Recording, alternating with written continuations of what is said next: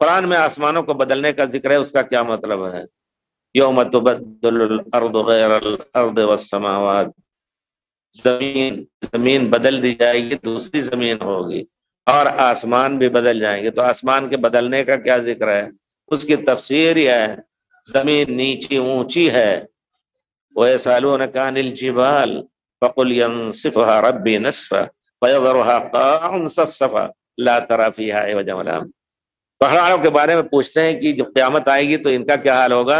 تو اللہ تعالیٰ فرماتے ہیں کہ اس کو اللہ تعالیٰ ریزہ ریزہ کر دے گا۔ ریزہ ریزہ کا معنی یہ ہے، سورہ زلزلت میں وَتَكُونُ الْجِبَالُ كَالْعِهْنِ الْمَنْفُوشِ، جیسے دھنی ہوئی روئی ہے اس طرح اڑ کر کے فنا ہو جائیں گے، اور زمین بالکل برابر ہتھیلی کی طرح ہو جائے گی۔ ایک تیسری روایت کا واحدہ، زمین ایک روٹی کی طرح، جیسے ایک روٹی برابر رکھ دو، پوری زمین اس طرح برابر ہو جائے گی۔ وَيَسْأَلُونَكَ عَنِ الْجِبَالِ فَقُلْ يَنسِفُهَا رَبِّي نَسْفًا فَيَذَرُهَا قَاعًا صَفْصَفًا لَا تَرَىٰ فِيهَا عِوَجًا وَلَا أَمْتًا۔ قیامت کے قریب اس میں نہ نیچا کچھ ہوگا، نہ گہرا ہوگا، نہ اونچائی ہوگی۔ بہرحال تو آسمان بھی اسی طرح، اللہ اذا السماء انفطرت اذا الشمس كورت واذا النجوم انكدرت واذا الجبال سيرت، یہ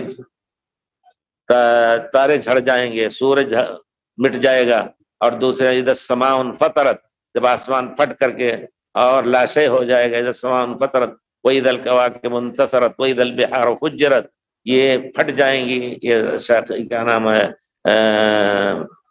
تفجیر ہوگی، اس میں تفجیر ہوگی کا معنی ہے کہ ابل کر کے وہ برابر ہو جائیں گی۔ یہ تفسیر کی ہے علماء نے، یا یہ کہ جیسے آج کل لوگ اپنے تجربے بم وغیرہ کے کرتے ہیں اور سمندروں میں اس کا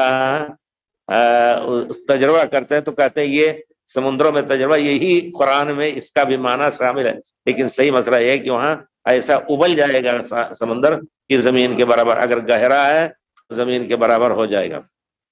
اللہ تعالیٰ بہرحال ہم سب کو وہ برا دن نہ دکھائے، کیونکہ قیامت جب قائم ہوگی تو اچھے لوگوں پر قائم نہیں ہوگی۔ پیارے رسول فرماتے ہیں کہ ایک ہوا چلے گی جس سے سب نیک جن کے دل میں ذرہ برابر ایمان ہے سب کو موت آ جائے گی، ولا يبقى الا شرار الخلق، سے برے ہی لوگ رہ جائیں گے، وعليهم تقوم الساعة، انہی لوگوں کے اوپر قیامت آئے گی، سور پھونکا جائے گا، کچھ ہوگا۔